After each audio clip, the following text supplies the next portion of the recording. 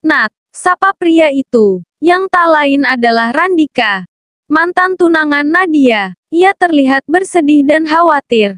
Stop, diam di situ. Jangan mendekat, ucap Nadia tegas. Tatapan matanya begitu tajam, penuh amarah dan kemarahan. Nat, aku minta maaf. Pinta Randika, untuk apa? Aku sudah muak melihatmu. Sebaiknya kamu pergi, balas Nadia sengit. Enggak, aku udah bilang bakalan ngebuktiin kalau bayi itu bukan anakku. Ucap Randika. Kamu pikir aku peduli? Mau bayi itu, bayi kamu atau tidak, wanita itu sudah menunjukmu. Yang itu artinya kamu pernah bermain ranjang dengannya. Dan aku tidak bisa bersama pria seperti itu. Sekarang pergilah. Jangan dekati aku lagi. Jawab Nadia masih dengan tatapan penuh amarah. Enggak Nat, aku mohon. Pinta Randika sembari melangkah mendekati Nadia. Stop aku bilang. Teriak Nadia. Melihat suasana mulai tidak kondusif, Zain dan Gani pun langsung turun tangan. Zain mendekati Nadia dan Gani menghadang Randika. Abar bro, sabar. Mari kita bicara baik-baik. Jangan paksa dia. Dia sadar belum lama. Tolong jaga emosinya. Pinta Gani baik-baik. Randika yang terlanjur emosi, tentu saja tidak terima jika apa yang ia lakukan dihalangi oleh seseorang yang tidak ia kenal. Siapa kamu berani menghalangiku? Apakah kamu punya hubungan khusus dengannya? Hah? Jawab. Tanya Randika sedikit membentak. Tidak bro, jangan salah sangka. Jadi gini. Ucap Gani sedikit melirik Nadia yang menatapnya sendu. Jadi gini apa? Katakan, kamu punya hubungan khusus dengan dia. Pantas saja dia berubah, tuduh Randika. Ya, aku memang memiliki hubungan khusus dengan beberapa pria. Tapi tidak dengan pria itu. Lepaskan dia, dia nggak tahu apa-apa. Dan aku tegaskan sekali, lagi, hubungan kita sudah berakhir. Tolong jangan temui aku lagi. Jangan ganggu aku lagi. Aku muak denganmu. Jawab Nadia masih dengan kemarahan yang sama. Lalu, kalau bukan dia, siapa pria itu Nat? Apa dia? Diakah pria yang kamu pacari? Kau gila Nat, kenapa memilih pria tua seperti itu? Tuduh Randika sembari menunjuk ke arah Zain. Kamu bilang tua. Wah, kurang ajar anak ini asal kamu tahu ya.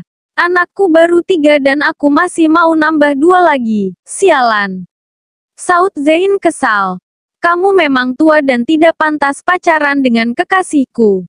Dasar pedofil, serang Randika lagi. Siapa yang kamu bilang kekasihmu? Dia adikku. Dasar, nggak tahu sopan. Aku abangnya dan nggak akan kubiarin dia jatuh ke dalam pelukan pria bodoh sepertimu. Balas Zain sengit emosi. Ya begitulah seorang Zain. Tidak bisa disenggol walaupun hanya secuil. Abang dari mana? Kamu pikir aku nggak tahu siapa saja keluarganya? Kamu mau bohong sama siapa? Kamu menantangku. Awas. Ucap Randika mencoba menyerang Zain. Namun dengan cepat Gani menghadang Randika. Sabar bro, sabar. Cegah Gani. Sabar. Gimana aku bisa sabar? Dia nggak mau dengerin aku. Jawab Randika mulai bisa merendahkan egonya.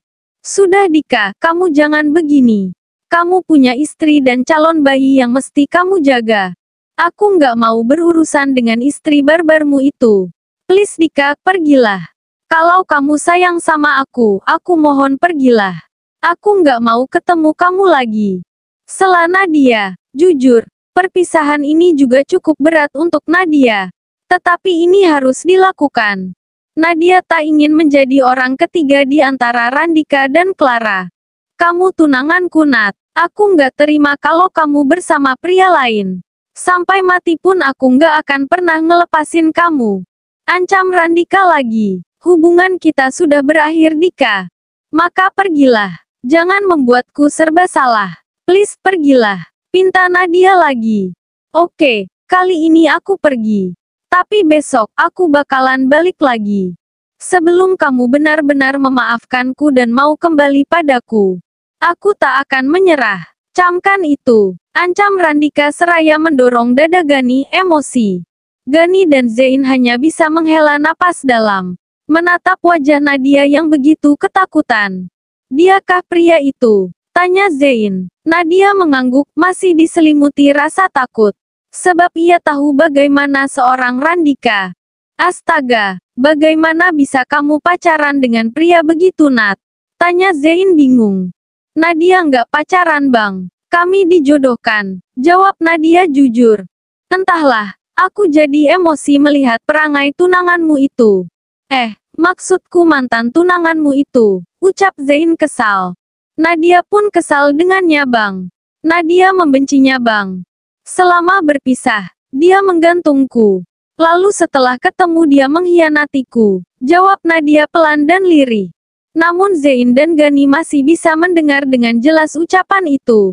Oke, Abang paham. Sekarang tenangkan dirimu. Abang sama Gani coba cari jalan keluar buat kamu. Sekarang istirahat. Jangan mikir macam-macam. Selama ada Abang dan Gani di sini, dia nggak akan bermain macam-macam. Sekarang kamu tenangkan dirimu, pinta Zein. Kemudian, setelah melihat Nadia tenang dan tidak menangis lagi, Zein pun mengajak Gani keluar ruangan. Tentu saja untuk mendiskusikan masalah ini. Gan, mumpung dia masih dalam kondisi seperti ini, apakah tidak sebaiknya kita tanya maunya Nadia gimana? Tanya Zein pada Gani. Saya ngikut saja, Pak. Gimana baiknya saja? Jawab Gani. Kemudian kedua pria tersebut pun kembali masuk ke dalam ruangan di mana Nadia berada. Nat, Zein mendekati Nadia, begitupun Gani. Maafkan Nadia, Bang. Nadia udah bikin Abang repot gara-gara masalah pribadi Nadia, ucap gadis manis ini.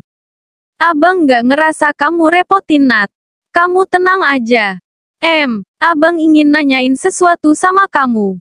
Apakah tidak sebaiknya kamu menghindar dulu, Nat?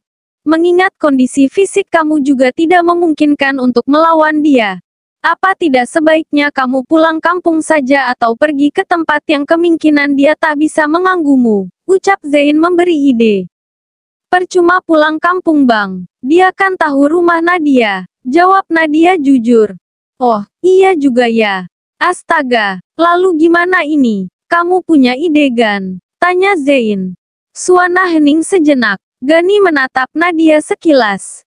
Lalu ia pun berucap, untuk saat ini kesehatan gadis ini adalah tanggung jawab saya, Pak. Gimana kalau dia ikut saya ke Batam saja? Sembari menunggu dia pulih dan bisa beraktivitas seperti sedia kala. Nanti saya sewain rumah untuknya dan melaporkan perkembangannya pada Bapak. Selaku orang yang mungkin peduli padanya atau mungkin sudah menganggapnya keluarga.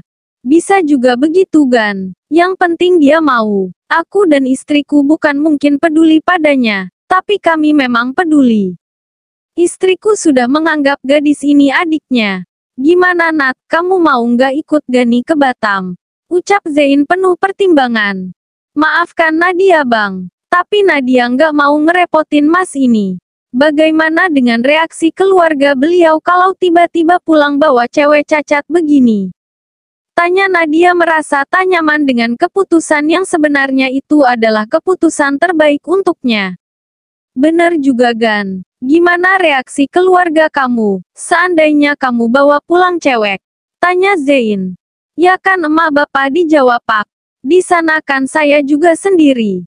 Lagian nanti dia kan tinggal di tempat terpisah dengan saya, lalu apa susahnya? Lagian dia jadi tanggung jawab saya kan selama dia belum bisa jalan dan pulih. Selepas dia sembuh dan pulih, dia bisa memutuskan mau tinggal di mana dan kemana kan, jawab Gani. Sebagai penengah, Zein hanya bisa menatap kedua anak manusia ini memutuskan apa yang terbaik untuk mereka. Maaf Mas, saya hanya tak ingin merepotkan Anda, ucap Nadia sedikit kurang nyaman dengan keputusan tersebut. Ia hanya tak ingin dinilai memanfaatkan Gani untuk masalah pribadinya. Ini bukan masalah repot atau merepotkan Mbak. Tapi ini lebih pada tanggung jawab saya sebagai pengendara, jawab Gani. Bagaimana Nat? Kamu nggak usah takut kalau di Batam. Di sana ada Papa, Mama, ada Safira juga. Kamu udah kenal mereka kan? Kamu nggak akan sendirian di sana. Kalaupun nantinya pria ini lari dari tanggung jawabnya, percayalah keluargaku nggak akan nelantarin kamu. Oke. Ucap Zein memberi kekuatan. Abang yakin, nantinya aku nggak ngerepotin kalian? Tanya Nadia ragu. Nggak Nat, percayalah. Aku rasa Zi akan setuju kalau kamu ikut Gani ke Batam.